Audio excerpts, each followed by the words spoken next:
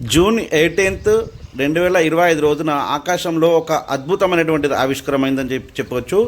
11 గంటల 10 నిమిషాల నుంచి సూర్యుడి చుట్టూ ఒక వలయంలా ఇట్లా ఏర్పడింది. ఈ దృశ్యం అయితే అందరినీ ఆకట్టుకుంది. దీన్ని అంటే ఆకాశం వైపు చూసిన వారంతా ముక్కున వేలేసుకుంటున్నారు.